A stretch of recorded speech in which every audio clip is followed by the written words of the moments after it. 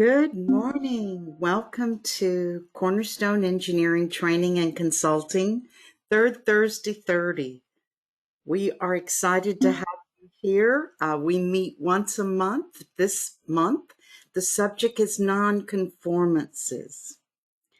Nonconformances are always something that we as a third-party auditor or as an auditor are always concerned about. As you know, when we are performing an audit, there are times that we have to say to someone, you have failed to meet a requirement.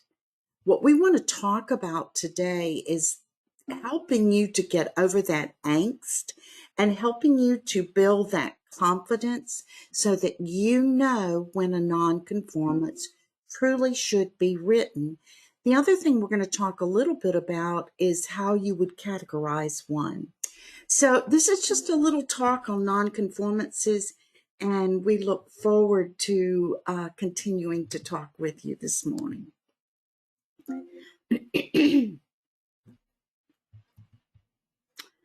Nonconformances. The first thing I want to talk with you about, I want to challenge you to be thinking about the standard. As you know, with NXSL, we are all able to use basically the same language until we get to Clause 8. But what's clause in the standard requires risk-based thinking and a process-based approach.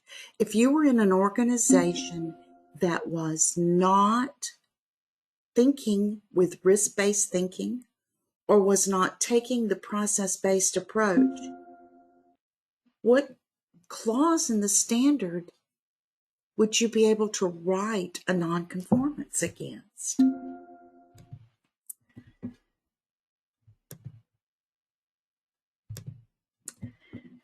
Nonconformance, by definition, and this comes from ISO 9000, 2005, as well as you can find it in some of the other standards now too. A nonconformance is a failure to meet a requirement. Two keywords there, failure and requirement.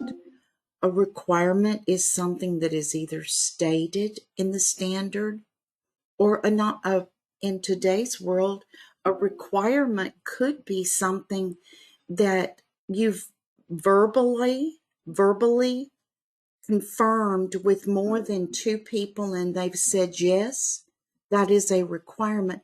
You could actually write that as a requirement.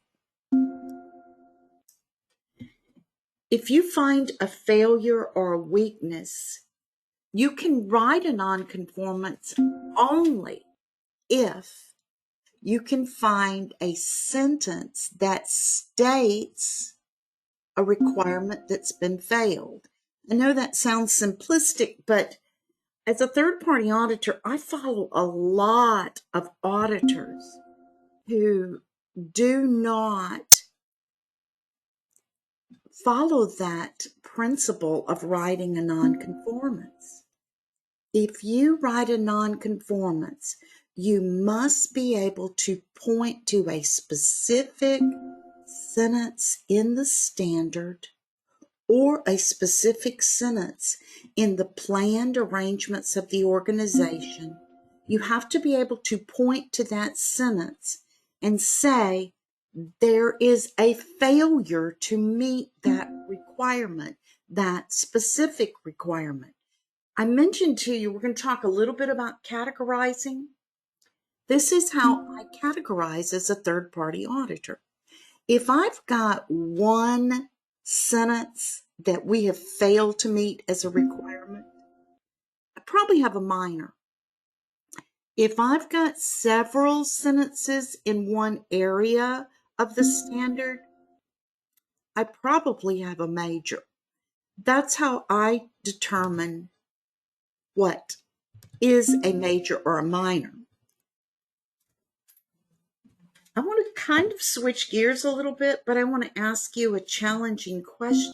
Can a nonconformance be written for failure to follow the principles of the standard? This leads you a little bit back to what we were talking about risk-based thinking and process-based approach.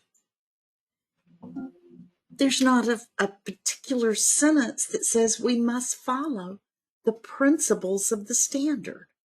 For example, even though the organization is not a data-driven organization, we can't write it against a principle, but we can look in a clause like 9.1.1, which is on monitoring and measuring, to help us find a requirement. But we can't write a nonconformance against a principle.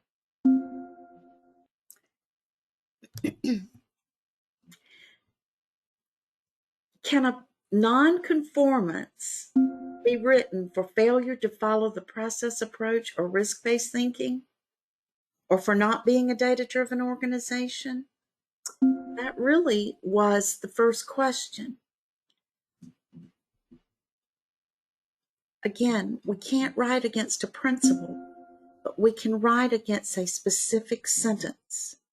And by now, you have probably gone to clause 5.1.1 for process approach or risk-based thinking. The only place you can write a nonconformance against these two might be against top management for not fostering process approach or risk-based thinking.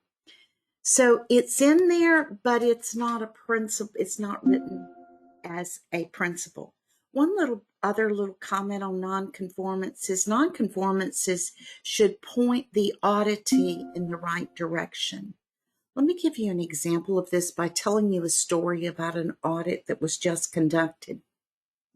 In that audit, the client was not doing internal audits well, but the true reason was they didn't understand who was supposed to do the internal audits.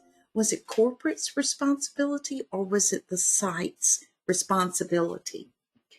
And I could have written a nonconformance against that site failing to have a great internal audit program. Instead, I wrote the nonconformance against 5.3 because I wanted to point the organization towards roles and responsibilities for the internal audit. So I actually could use the evidence to help them strengthen their management roles and responsibilities.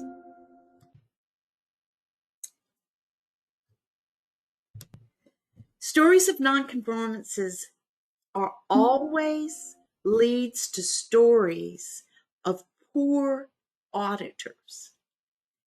This is one of the reasons I talked to you about nonconformances this morning.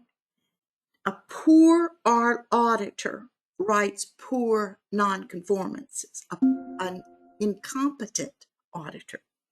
And they're talked about. So I want you to be a good auditor, always be your best, and leave well-written nonconformances. Nonconformances make good business sense. They should make good business sense, and they add value to the organization if you can write them correctly, write them as a failure to meet a requirement, and make sure that it is pointing the organization in the right direction.